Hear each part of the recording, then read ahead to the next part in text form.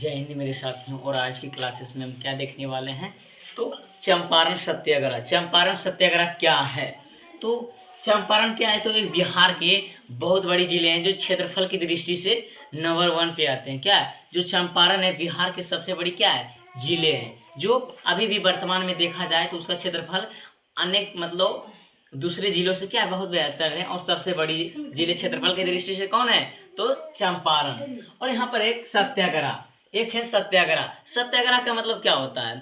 सत्य आप लोग पढ़े होंगे, आपके नोटों के पीछे भी लिखा रहता है सत्यमेव जयते। आपके नोटों के पीछे क्या लिखा रहता है? सत्यमेव जयते, मतलब सत्य की ही जीत होती है। उसी प्रकार से सत्याग्रह का मतलब कि सत्य के आग्रह से हम करेंगे। गांधी जी जो थे सत्य के आग्रह पर चलते थे, कभी भी हिंसा नहीं करते थे। हिंसा किसको बोलते हैं? लड़ाई झगड़ा करना, लड़ाई झगड़ा करना। और अहिंसा, कोई भी शब्द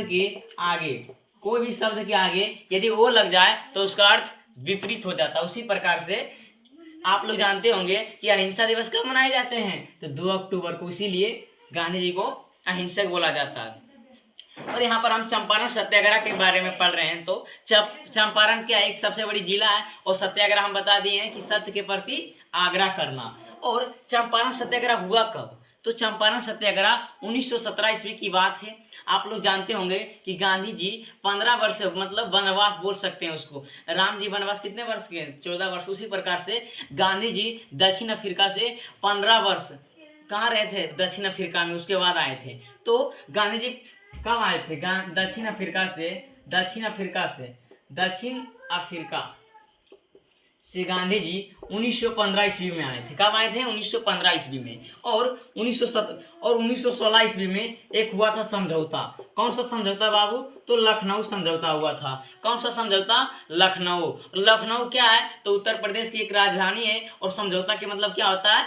सामना, जिसमें आप लोग जानते होंगे गांव में होता है पंचायत। समझौता ही करता है, ना कि लड़ाता है। तो आप लोग जानते होंगे कि दक्षिण अफ्रीका से गांधी जी कब आए थे? 1915। और लखनऊ समझौता कब हुआ? 1916। और आप लोग याद रखना कि चंपारण सत्याग्रह 1916 ईस्वी में हुआ था। और क्यों हुआ था, हम एक कहानी बताते हैं। आप लोग जानते होंगे कि हमारा देश कब आजाद हुआ था, तो 1917 ईस्वी में। सॉरी, गलती हो गया, तो 1947 ईस्वी में।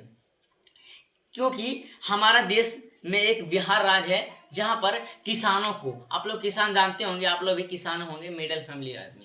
तो किसान क्या होते हैं, तो जो खेती में काम करते हैं, उसमें पहले जब यदि 1 बीघा किसको बोलते हैं? 1 बीघा बोलते हैं 20 कट्ठा को। 1 बीघा कितने कट्ठे के बोलते हैं? तो 20 कट्ठे के। उसमें यदि 3 कट्ठे, यदि 17 कट्ठा, मतलब यदि आपके पास 20 बीघा खेत है, सॉरी आपके पास 20 कट्ठा खेत है, तो उसमें 3 कट्ठा आपको क्या करना पड़ेगा?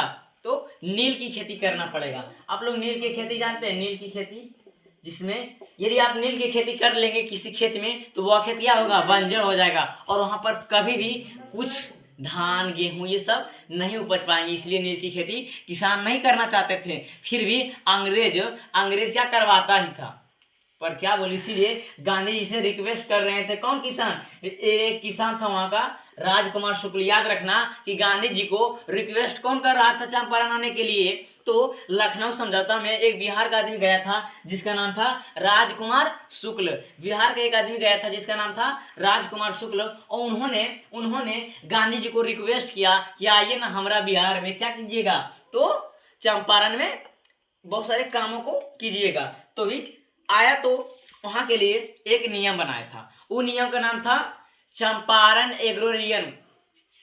चंपारण एग्रोरियन, ठीक है ना, याद रखना। वहां पर आया था, तो उसको क्या बोलते हैं? चंपारण। चंपारण के लिए वहां पर एक कमेटी बनाया था। कौन सा कमेटी? तो चंपारण कमेटी। कौन सा कमेटी? तो चंपारण एग्रोरियन कमेटी। एग्रोरियन कमेटी बनाए थे। कौन? तो गांधी जी। इससे क्या हुए? अंग्रेजों हड़बड़ा गए। क्योंकि याद रखना कि यदि भारत में किसी व्यक्ति से कोई डरता था अंग्रेज, तो वह हैं हमारे गांधी जी। इसलिए उसको बोलते हैं बापू के नाम से जाना जाते हैं। बंद।